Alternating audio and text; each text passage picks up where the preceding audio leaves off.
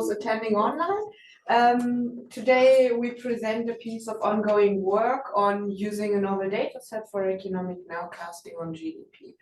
And let me start by just start with the usual disclaimer. So we're working with the ONS, but we do not represent the views of this work, to represent our views and not those of the ONS or the UK government.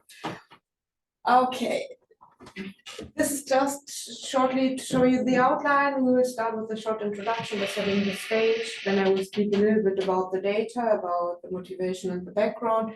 And then I will hand over to us, Anastasia, in the second part of the presentation for going a little bit more through the details of the model we are using to economic nowcasting. So let me begin by setting the stage. And I will do so by just showing a picture of that I've taken last week during the ESCO conference. It was a panel discussion of the ONS Statistical Review report writers together with the ONS and with heads from national statistics. And there was a very large controversy in the media, as you can see here on the screenshot. So that was in the aftermath of COVID, when the ONS got out first or early estimates of GDP, but the numbers were not as the actual values revealed to be in the end. But that being said, we still do not yet have the final data on GDP, which will just become available when the national accounts all have being assembled and everything has been put together. Well, the question of this talk, of this work, is what is the current value of GDP? And I mentioned these heavy GDP revisions during the period of COVID-19. But why does it matter? So the first estimate of GDP is very often used as a headline indicator for policy decisions, for investment decisions, for the public debate and for finance. But getting this value can be actually very complicated. So data comes out sequentially, and when looking at the ONS statistics and other data sources being used for producing GDP, more than 200 different data sources are assembled in the final version of national accounts, but data just becomes available as time proceeds. And the early versions of GDP rely on a much smaller sample of data than those published later. And models are often used to capture these holes in the data. When the economy is not observable, we use models to make predictions. But the problem about models, especially in periods like COVID, but we can imagine many other situations being similar, models are not able to capture black swans. We can only put into the model what we know to put in it. And therefore, there's currently a great initiative for real-time, for searching new data sources available in real time to solve the data gap between now and the data when the true data or data at the highest level of quality becomes available. And one of the responses of the ONS, but also many other statistical offices worldwide in response to COVID, but also in response to many of the other shocks where predictions radically failed, was to acquire and to explore new data sets. And our project is part of this big endeavor. And in this work, we're exploring a novel data set using payment data, which have been one of the responses. And well, the novel data is really nice because it's available in a network version. So we use one of these new data sets to present or to introduce a new network-based approach to GDP nowcasting. Well, before I talk about, or we talk about what's new and what's our approach to GDP nowcasting, let's just have a look at what's already out there. So what is state of the art in policy and practice? So the ONS publishes a first estimate, which is the official first estimate of GDP. It's a quarterly release of monthly GDP, but it comes with about almost around 6 weeks of a delay. Then there are two other major institutes in the UK doing GDP nowcasting, which is about saying what is the value of GDP now, and also to make forecasts.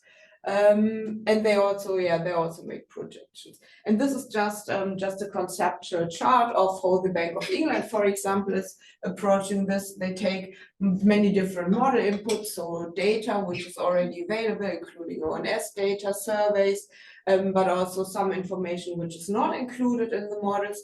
Then they have their models, and what comes in the end is some kind of expert judgments, valuing and bargaining different models, weighting them against each other, and mixing that up with the information which is not in the model, but which is somewhere written behind the lines in the news, which can be sometimes very important. And then they come out with their GDP nowcast. So the GDP nowcast that we see being published by the professional forecasters is not purely model-based, but it's very often just the reflection of many multiple different methods, including expert judgments. And we kind of fit into this layer representing a new type of model-based forecasts. Okay. Sorry, who is the official forecaster? Is it the Bank of England? The Bank of England and also NISAR, they both are considered as the two key institutions for the UK producing nowcasts. And yeah, the Bank of England, they do something which could be called official, but NISAR is basically also what's mostly used. Where do they hire?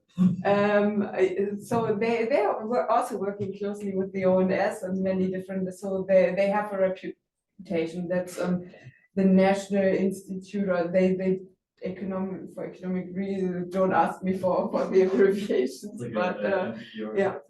Yeah, and not MBER like, but so you also have to pay to get their data. They sell their product to industry and to the financial sector. They produce a whole set of portfolio of nowcasts, but including nowcasts on GDP, and it's, one could say, belongs to state of the art of what's done in the UK.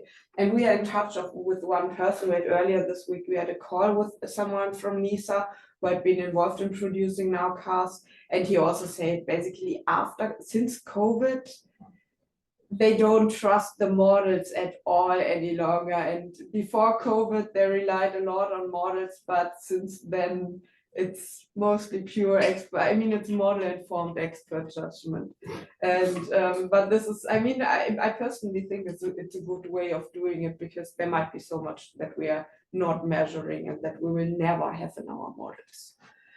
Anyway, let's proceed with modeling. Now, let's first take a little dive into the literature, because it's not only nowcasting is not only subject to policy and practitioners, it's also done by academics. And there are basically a few standard models being established in the literature. And what I know, they are also taught at statistics departments. When I did my PhD, when I studied, they were not yet part, so the literature is really nascent. So most of the papers have been published since the 2000s or even later. And there's a very nice literature review if anybody's interested, happy to share it. And where the key methods are mixed frequency data sampling, because we have quarterly, annual, sometimes daily data, dynamic factor models to reduce the dimensionality, bridge equations, but also many machine learning tools are nowadays explored, and more traditional time series models. And where there are also multiple different data sources being exploited or being explored. So for example, unconventional data, you might have seen some papers on Google News using mobility patterns, using search, using the frequency for certain search terms, which can be used as an indicator. But there's also this conventional type of data like hard statistics, which are published by official institutions, but also these soft indicators, or economists call them soft, as it's survey-based. And the advantage of survey-based data is that it's more timely. But very often when we look at the nowcasting performance, it seems that the hard data outperforms the surveys. But given the sequence of arriving data, it might be so survey data can help, especially at the early times of producing the nowcast. And I already mentioned this, the timescales in the data, which is usually used, ranges from daily to annual. And I mean, there's one paper which had used more than thousands different variables. That was basically trying to get some sense out of hundreds of financial market daily trading data and try to infer something about GDP from the data. But well, just to be said, there are very few methodological papers in the nowcasting literature. Most of them are purely empirical, focusing on applications, not about explanations. I would call it a bit like pattern recognition style. And very often they focus on aggregate headline indicators like GDP, like inflation. But yeah, what turns out to be true for almost all of them, it's very, very hard to be the expert judgment. And what's also kind of an emergent pattern from a literature review is that also when looking at the number of variables, the more it does not, so the hard statistics are very, very hard. Industrial production as an indicator is very often superior, and adding, for example, Google data or daily price fluctuations, that does not do much in terms of improving the estimates. It might even produce a little bit more noise. Okay. Then let me say a few words about the data that we are using in our, Sorry, so when you say expert judgments, that's based on the data and models, or these are public figures that say, I know how business works? That are experts. So that are people working in the statistical offices or in the Bank of England. Okay. And they look at the models. They look at what they have read in the news. They look at a bit of maybe gut feeling, intuition, but also building on years of experience. But well, there's a combination of a lot, and I mean, I do not know the experts. They might be, and they also change, and often that are expert panels. So, but I think we can trust in that they have, and very likely more expertise than I have. But yeah, it depends on the topic possibly. I was just thinking, you have the book of super forecasters by Ted Block. Right, then it's then they're the worst, right? In that setting, but then it's okay. Yeah. And survey professional forecaster. Exactly. Yeah. Okay, yeah, but let me proceed by coming to the data. So what we're doing in this talk is, I mentioned it in the beginning, so the ONS got access to a novel data set, which is firm-to-firm transactions data. It reflects payments between UK businesses. And what's nice about the data, it's extracted directly from the payment infrastructure. And I always describe the payment infrastructure as something like a messaging system between accounts. It tells account A, please book plus 100, and account A, please take 100 away. This is more or less the messaging system. But what's nice about the technical infrastructure is that it's in theory, so it could be accessed in real time, and theoretically we could get the signals out at the time when the signals are sent. But that's only in theory. I mean, accessing the data in practice is, of course, it goes through multiple steps, especially as the data we are using is statistically disclosure controlled, and it's aggregated to industries. But well, it's public data we're using for this project, which is also nice for reproducibility and for also showing a bit, demonstrating what public data. It's a very recent data release. It's much more aggregated than that what's available internally. But if the model performs good on that data, likely it would be even better if the data is better. Okay. And what we use for GDP, so we look at monthly gross value added data per industry for the corresponding period of transactions, and we also take a little bit into account. So the scenario we are simulating at the moment, we have not yet set the final setting of our nowcasting exercise, but at the moment we try to emulate a situation in December and just rely on data that had been available at that time. And our data gives us a direct network with time-varying edges, time-varying weights, so the transactions between a pair of industry, and a nodal time series. So let me explain this a little bit more in detail or using such an illustration. So we have tabular data with SIC codes, so that are the industry A, industry B, then we have a time series of monthly transaction values between a pair of industries. And we have a nodal time series, so without the transaction linkages, but that is industry level GDP, which is also available over the reference period. Okay, so that are the payments. This is GDP, and then combining both, we can construct a network. On the edges, we observe a time series, so the monthly transaction values, and we also observe a time series on the nodes, which is the GDP being shown here. And just, yeah. Sorry, I missed that probably. So how do you go from the payments data to a measure of value added?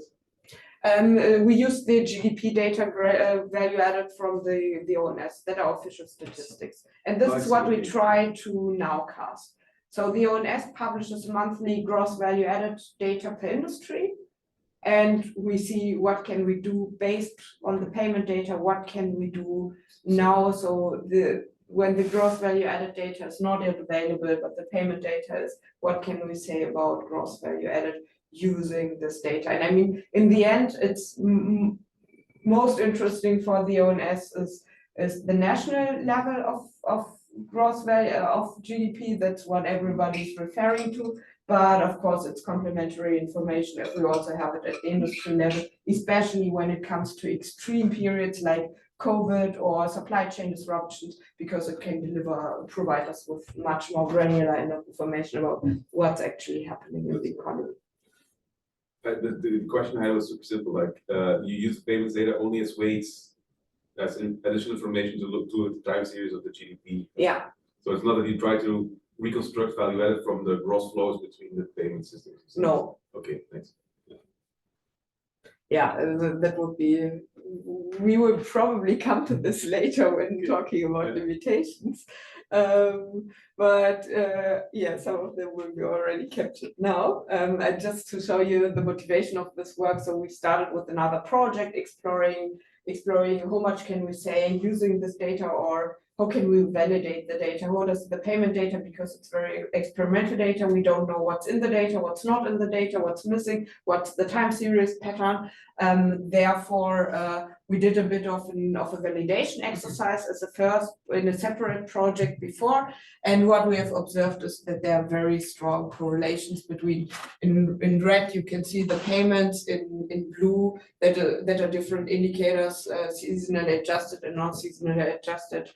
Gross value added, and we observe fairly high out-of-the-box correlations between these two values. This was why we thought, okay, this data could be extremely helpful for doing something about GDP. So what we tend to observe is that that the value data very well captures, very well reflect as nominal trends in the time series, whereas count data tends to be a little bit better suited for real trends. So this is real GDP, even though we have not yet accounted for for inflation in our analysis. This is pure raw data, and also the average value of transaction shows some interesting dynamics which might be looked. What is counts? That's the number of transactions in a given month. Okay, we made a similar analysis at the industry level and just looked at person correlations between the industries, and in blue, that's the 90% line. Okay, it's a little bit small. So we looked at 38 industries, which is the aggregation of the publicly available data. We looked at the period between 2016 and September 2023. And we also looked, compared inputs to outputs, values to count. We looked at the input and the output side, and we observed for some industries fairly stable patterns of correlation, which are given that these are raw correlations at the industry level, which are sufficiently high to proceed. We find very good performance in tendency for services, telecommunication, legal services, but also for some industries like chemical food processing. And we find that for certain industries, the signals are fairly consistent regardless of whether we look at inputs or outputs. And then we come to the gross value added part, because inputs and outputs are not always equally well captured. So here I'm showing those industries where we find the worst performance, where we even find negative correlations, where we sometimes find that COVID completely outperformed. For some industries, we have even a missing output side. And there are certain issues with the data. So for example, seasonality.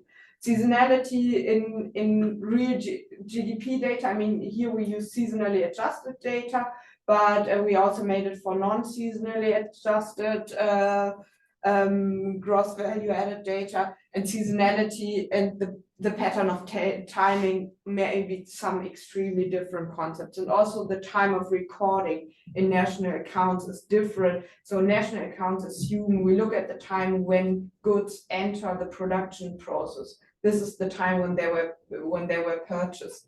But here we have the time of payment, and sometimes industries pay with delay. Sometimes you have long-term contracts. So electricity, for example, is one case. So for electricity, we find very high negative correlations, but it's very likely that electricity contracts are long-term contracts with a fixed price, and you just adapt it once a year. I mean, this is the value which is transmitted, but yeah, it might be very different. These are a few issues we need to keep in mind, also the incomplete coverage, and these limitations are not too relevant for our analysis, because Anastasia will show that that there may be, in the end, it might just disappear as we just look at the statistical signals that remain, but we should keep these limitations very carefully in mind before we think about causality analysis or link it in any way to economic theory.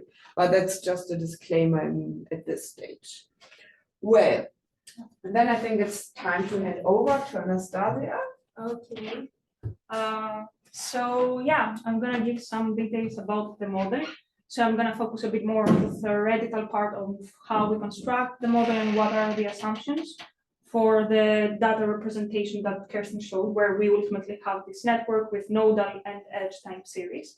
So as very nicely Kirsten motivated, the goal here is to forecast or nowcast GDP. So forecasting the nodal time series and the next steps for this time series. So we call the model the dinar X model because it's an extended version of a previously published work where we have a paper on a model which we call the dinar edge model, and it's a model for networks with time varying edge weight, but now we extend that with nodal time series as well. So yeah, dinar stands for general network autoregressive. Actually, I haven't put that down. So we'll start with the model assumptions, and what the model assumptions are is that the value of each node, so this means the GDP value for each industry, depends on past values of the same node or the same industry. When we are referring to nodes, we're referring to industries here, but also on past values of neighboring nodes to that node, and respectively past values of edges that are relevant to the node, so edges that involve the node of interest or the industry of interest, and then the neighboring edges of this relevant edge to node that we're looking at. So through these assumptions, we have to use the notion of neighboring edges and neighboring nodes in the network. And I'm going to use an illustration to describe what we mean by neighboring nodes and neighboring edges. So let's assume that we have this toy network with only 6 nodes. And let's assume that we're interested in finding the first 8 neighboring edges for the edge in red from node 1 to 2. Then all the incoming and outgoing links or edges from nodes 1 and 2 that are involved in the edge in red are the first 8 neighboring edges. And then we have the notion of the 2 states neighboring edges, which are the neighbors of the first 8 neighboring edges. And depending on the size of the network that you have, and of course the density, you can assume higher stages of neighbors in the model as well. So this is with respect to neighboring edges, but also we define the notion of neighboring nodes. So in this case, let's assume that we're interested in the neighboring nodes of node 1 and 2 in red. Then the nodes that are 1 hop away from these nodes are the first state's neighboring nodes. And the nodes that are 2 hops away are, in this case, is just node 4, are the 2 states neighboring nodes. So this is an illustration to describe what is the notion of neighboring edges and neighboring nodes that we use within the model. And yeah, we'll briefly give some notation for the model before I introduce it. So by GIT, we're denoting the GDP value of industry I at time t. By PIJT, we're denoting the payments or transaction between industry I and J at time t.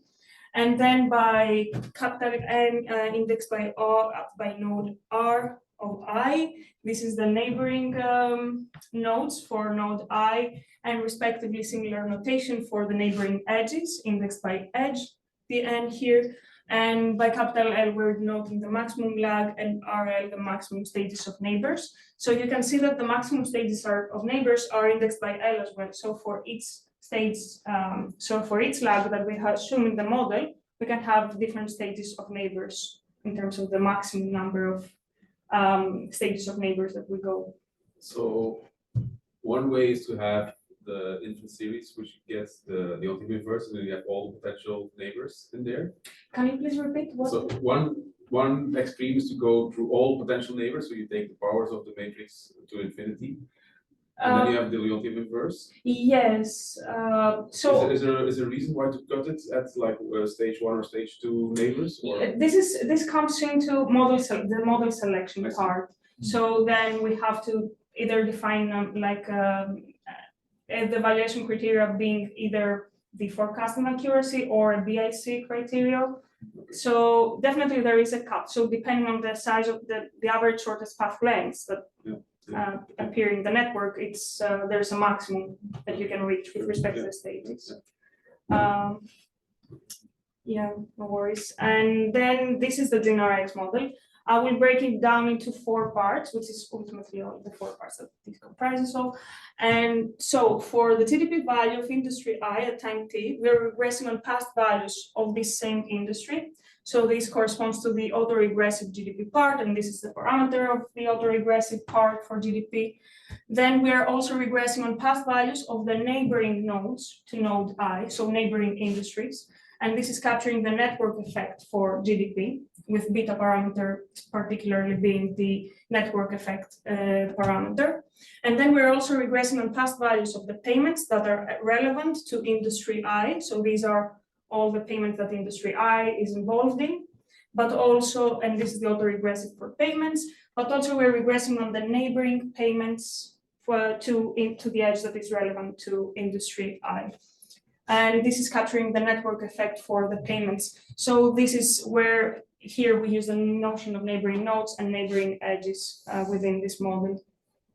W and Z are some normalizing weights, and UIT is assumed to be white noise with mean 0 and variance sigma squared. Yeah. Sorry, that's super interesting. That's why I'm asking. Yeah, sure. That. So in these typical autoregressive model, or like a spatial, there is a dependency between GIT and GJT, right? So GIT and on the left hand side, and these ones on the right. Yeah, the one that I'm showing here. Yeah. So there is an issue with like indigeneity, or we will advise coefficients probably if you don't account for that. So I would say that mostly this would be an issue between payments and this one, because ultimately, as we are viewing it as a multivariate time series dataset, it's quantity having their own time series. Yeah. So yeah, these are assumed to be time series that are generated from a different process for each quantity. But yeah, I mean, the issue with potential like correlation might come through the the payments. Yeah, I will show you some results already that we have, and yeah, we still have to do further exploration on residual analysis as well, and the assumptions that we have in the model, if they are satisfied in the real data. Yeah, so this is ultimately a restricted VAR model, so we're restricting with respect to the network information that we have through the transactions, and we can use ordinary least squares to estimate the parameters for this restricted VAR model. So I have put down some synthetic data experiments, and these are some results for moderately sized networks. So we haven't explored too many scenarios so far, but just some scenarios that are relevant to the data that we have, the sizes of the data, and so forth. So first, we have explored the estimation performance of the model, but also the predictive performance of the model. And in this slide, in this slide and the next one, I describe how we generate the synthetic data. So the first step is to simulate 20 node networks, and we're simulating under 3 different network structures assumptions. So this is an Erdős-Rényi, a stochastic block model, and the random dot product graph. These are very widely used models in the network literature, and ultimately the difference between the different network structures, as here indicated, this would be an Erdős-Rényi, this is an SBM, and this is a random dot product graph. Ultimately, the difference between the models is in the difference in the probability of observing an edge. So the probability of observing an edge in the Erdős-Rényi is fixed for all the pairs of nodes, while for the stochastic block model, we assume that there are some underlying blocks of nodes, and the probability of observing an edge between nodes in the same block can be higher compared to the probability of observing an edge between 2 nodes that are in different blocks. And the random dot product graph uses a latent space representation. So assumes that the nodes are in some latent space, and that the connection between the edge between 2 nodes can occur with some probability that depends on the distances.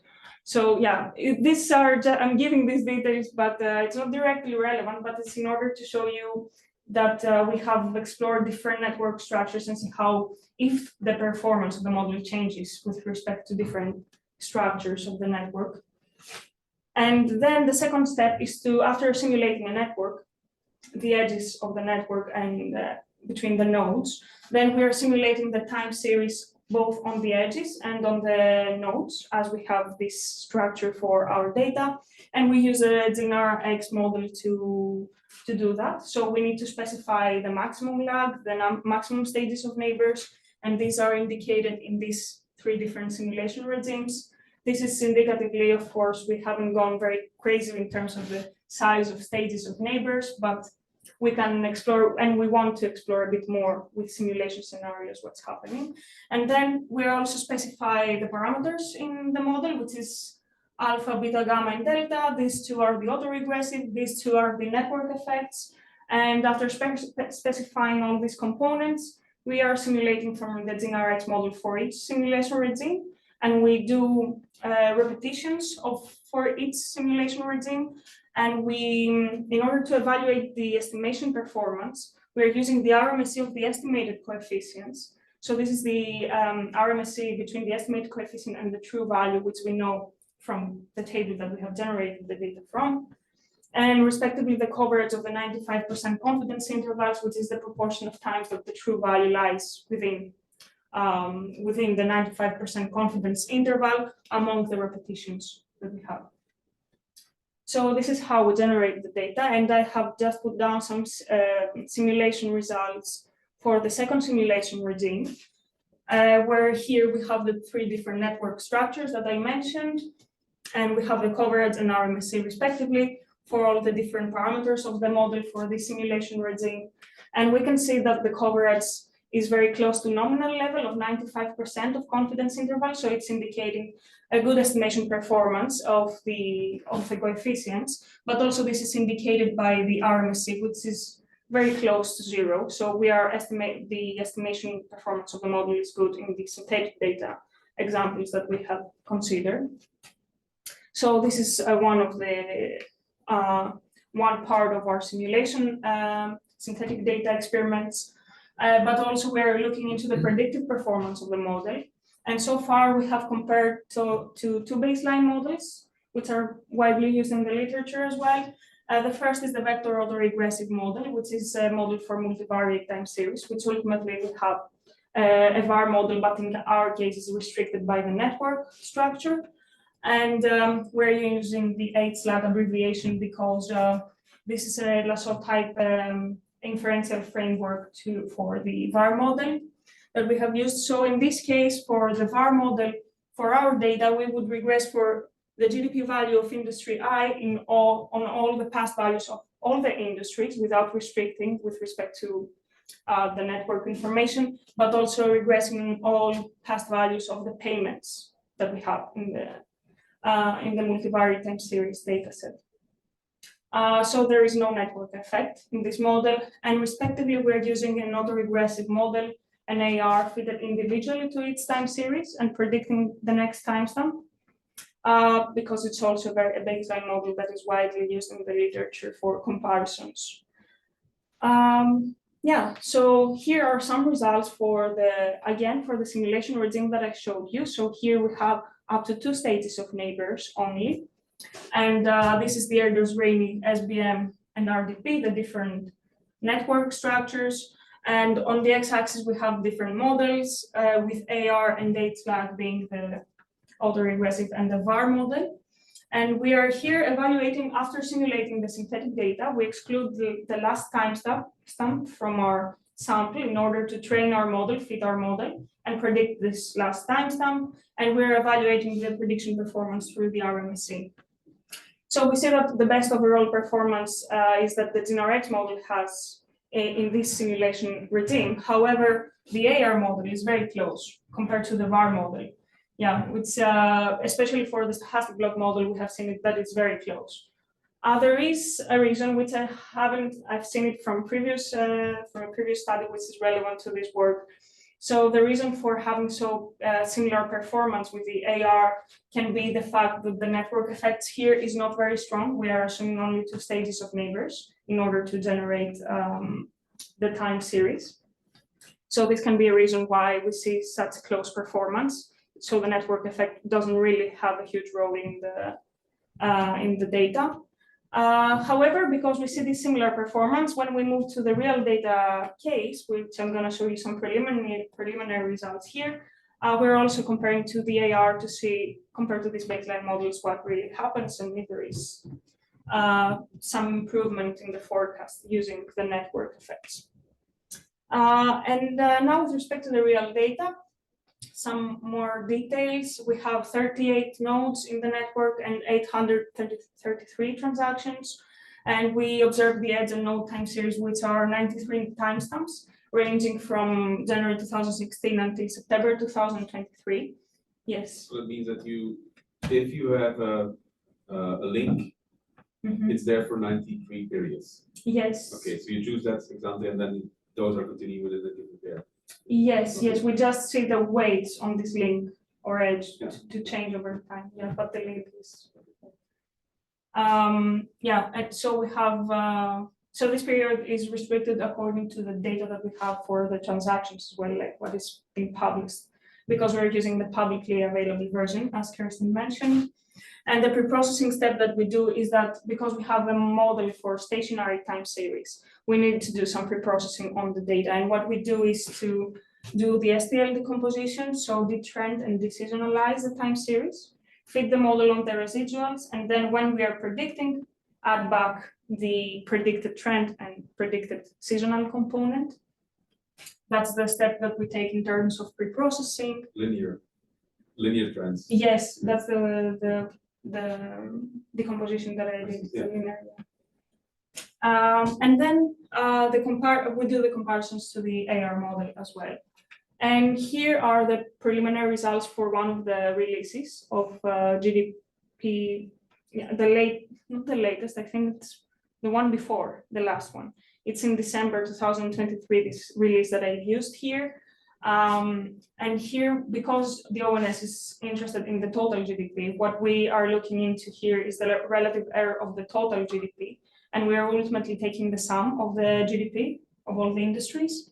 And we are training the model or fitting the model on data up to August 2023 and predict September 2023.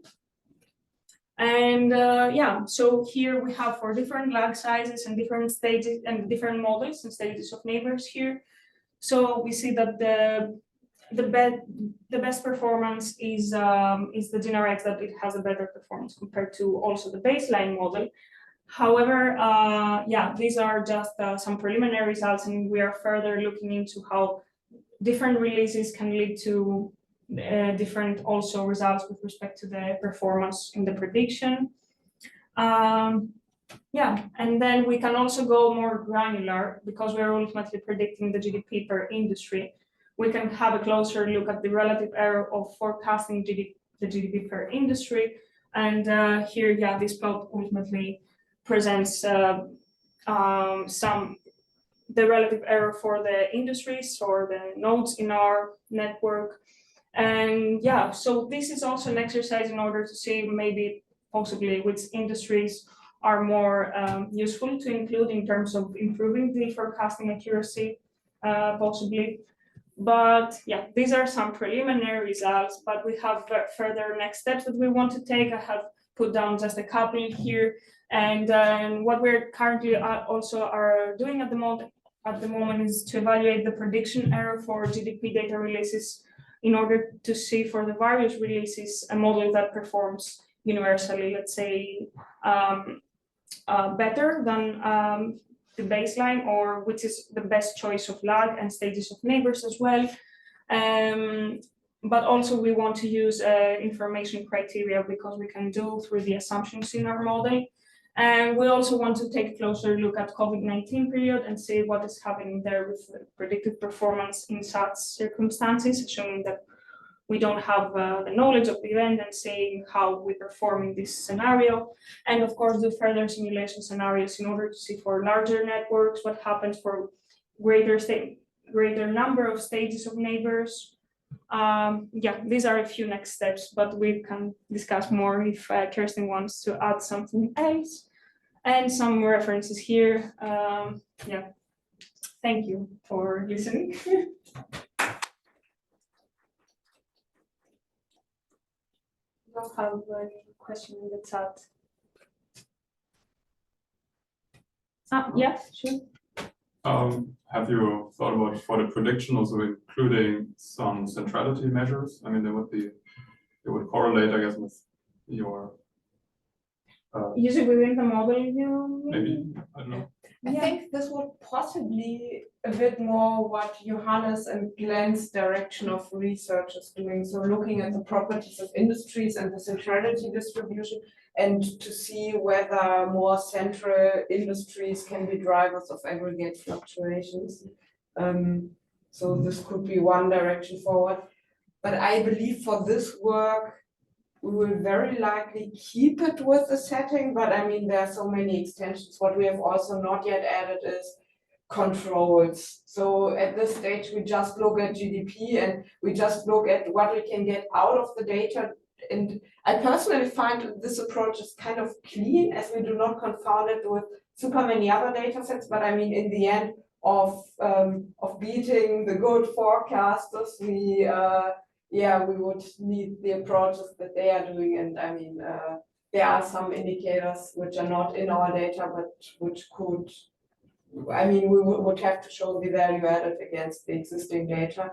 I think we already have a kind of value added as we have the industry level results. And I mean, it's also nice to have this network approach, which could be also at some later stage when we have understood the causal dynamics in the data a little bit better, to look into supply chain disruptions and effects like these as the models, the network structure would allow for investigating these dimensions.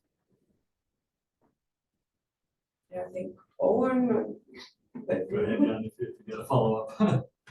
You go ahead. Well, I think maybe more to that later point, you're treating the arrows as symmetric here. It's the impression that I get in your definition of sort of neighboring, right? Yeah, within the model, the model assumption in terms of the error, the noise, or you know, no, the arrows. The arrows. The Yeah. edges. Okay, yeah. Well, And that seems to be, it seems like there would be useful information in the direction of the arrows, right? So like, if I'm a neighboring arrow to another arrow, I would care a lot if that arrow is, pointing in towards the same target as I am, or pointing away from my target, or sort of I think, maybe yeah, competing, or Yeah, this is certainly a very, very good point. I mean, we know from many networks studies that are out there that input linkages tend to be more relevant than the downstream linkages. It's not only in input-output data, it's also in pattern data that very often the supply effects matter more than the demand side effects. But it might be different across industries. And I mean, I personally think we will very likely keep this as it's definitely worth investigating as it would also connect to supply chain disruption, percolation effects, but. and actually it wouldn't be something like very tricky to change within the model, like maybe only considering, it's when you define the notion of neighboring edges, for example, in this case, you can only consider the incoming links to an industry as for example, as the neighboring edges to regress on past values. So it's, with a vague analogy to econometric time series stuff, which is not even something that I know as much as I'd like to about, but the impression I get is that a lot of where they try to get their identification for causal effects is from things like that, right? Like where you can impose some ordering on things or sign restrictions or something, which you would, in your current model, you would still be picking up the sign of these relationships. Yeah, not causality. But not non-causal, and or else if you don't want to think of it as causal, you can maybe get a little more efficiency of an estimate of something. Yeah, I mean, causal could be as we have at least the causality of liquidity flowing into an industry. I mean, since there's financial intermediation in the net, which accounts for quite a high share of transactions in our data, there are some linkages being destroyed. But I think. That's a philosophical but I mean, question. what we observe is definitely the inflow of money, and this is even if it's not about the inflow of goods, there's still something about causality that might be said.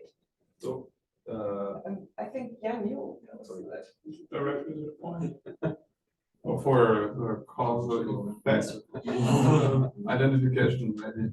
I'm wondering whether you have regional data, whether this data are regional, because you can explore. hopefully in the future. So there are very promising signals that there will be some regional data becoming available towards the end of the year, but there are some uncertainties, of course, but there could be at some point. I mean, regional analysis, and doing something causal. There was some, I'm not sure about differences within the UK. I mean, there might be some differences between Northern Ireland and other regions in the UK in terms of policy differences, or Brexit. Scotland, Brexit, policy differences in the response to Brexit. And I'm also wondering whether maybe you can exploit some of those differences. But So at this stage, I personally have the feeling it's too early to use this data for policy evaluation, but I would expect it. So first, I think much more of this descriptive kind of. So it's not descriptive work we're doing, but it's kind of descriptive as we don't say anything about what's driving the dynamics.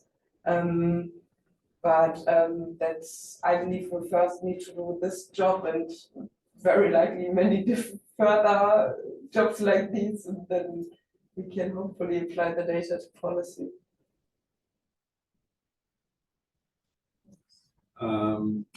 Because you have COVID in the middle of the time series, did you look for the structural breaks? Structural breaks in Yeah. terms of the edges, you mean? Either, right? So any time Just the series. whole model. Yeah, yeah. Ah, okay, okay. No, not yet. We haven't done that. Actually, this relates a bit to another project that that's a bit frozen at the moment because we're mostly focusing on this one in terms of change point detection. It Yeah. reminds me. Right. So yeah, in terms of the assumptions for this linear X model, we could potentially consider an approach for change point detection using the. It's a linear model, so you can just see if you estimate the coefficients on different subsets, whether or not those coefficients are Yeah. But I different or think not. you did something. I have already done with the previous model, but having like a well-structured formal framework for change point detection is different. I've done an exploration. We do see changes in the coefficient sizes Okay. during the COVID period, which is, and especially with respect to the network effects of the. So it was related to the parameters that are capturing the network effect. Okay. We haven't done that for this extended version of the model, but having like a formal setup of change point detection, we're not there yet. I mean, in this case, it's pretty. I mean, you can choose a breakpoint, right? Because you know it's COVID. It's not something that you have to identify from the. You can do evaluation over period. Yeah. Many other questions probably, but. My turn. I cannot see anybody in the Right, chat. if anybody online Just other data sources, maybe you can also match them together, import data, or I know there's Frank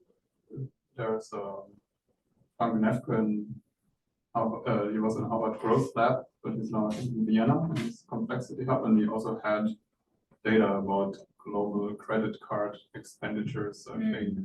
So maybe he also has a kind of network data set that is kind of similar, or maybe you can match it together because he had a global data set where At the industry level, or I'm not sure. I think Customer. at least it was also regionalized. I'm not sure if it was about.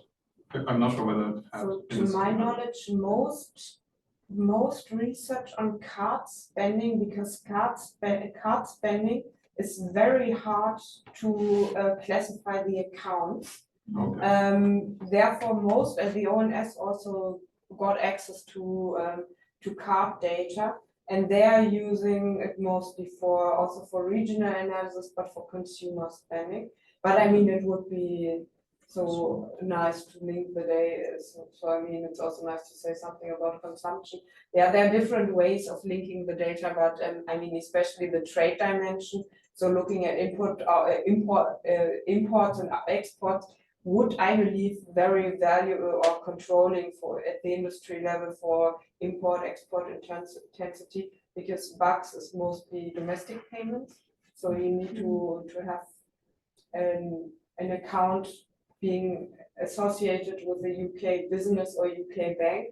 And I would expect foreign firms would only get such an account if they are trading quite a lot with the UK. So we mostly miss all the international trade dimension. But this is certainly something we must control for when we do any analysis at the industry level. a different direction, and stuff that my impression may be 20 years old, and I don't know in like real terms if it makes a difference at all or not. But I feel like I haven't seen econometricians use the STL as much, and the culture is to do ARIMA type things instead to get to the stationary through differencing. Oh, okay. And I don't know to For what degree. differencing. Yeah, so yeah. differencing and moving average terms and Yes, stuff. Yeah. And I have no idea if it would even make a difference, but Yeah, it's just- actually these are important decisions that we make in terms of the processing. So We have already explored the first order differencing, but I had some issues I cannot recall with that. Do you remember what yeah, I've tried also first order difference and haven't gone with higher or moving. Yeah, I'm not sure that I've seen people do But- higher order, but that's. Yes, yes, If it's you were harder. one floor up from here, you know, Maybe. you would be Yeah. getting that question, I think, yes. Yeah, but we still have to do also the residual analysis to Alright. make sure that we are really the normality assumption that we have.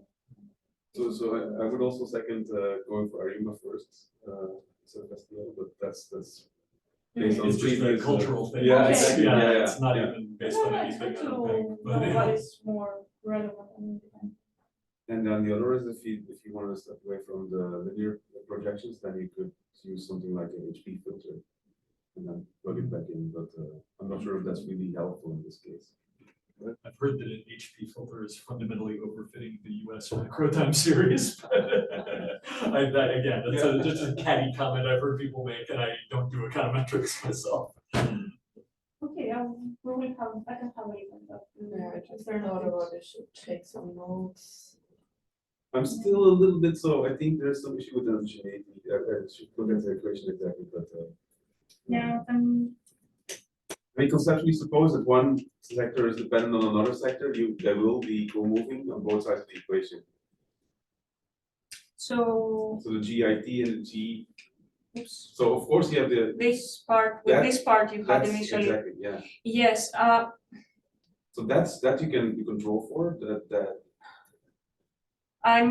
I would be more worried about, because these are for, I mean, I get your point, but the industries can be already. So the most plain vanilla way to do this is to have this kind of instruments, lagged instruments as well, but yeah. So to instrument those first terms with lag of themselves. So you mean like Avelano bond? Yeah, but that's a estimators dynamic or- panel, right? So yeah. this isn't levels, but so same Yeah. kind of idea perhaps. Or GMM Yeah. in general. But the thing is, you're focusing more on prediction than identification of the coefficients. So, but still, if you don't know what to do. This is something actually with the residual analysis that will come out as well. If it's really an issue with the. Super cool. I second the opinion that this is super cool. And if you're looking for more cool stuff to do with this awesome data set, and I guess if compute is cheap relative to the size of the data you're using, I have no idea how long these runs take you or anything. But I bet that instead of top-line GDP, if you could kind of get from the national accounts something close to what you consider the stock of these arrows as flows, then you could treat this as a gigantic differential equation, right? And presumably there'd be ways of estimating that kind of separately. So that I would imagine that if you just take out like wage payments from the GDP, then you're getting at, and will check me on this in real time if this is a dumb thing to say, but I think that's awfully close to the value added that would be the measure of the difference of the inflows and outflows that you're capturing in your arrows, right? And so if you have those, if you have a measure of what you think the stock or the yearly flow of those differences are, then you can treat these as separately observed stocks and flows of the same system. Yeah, so somewhat the net intermediate consumption production. Because I think the only flow you're missing in this is payments to workers, right?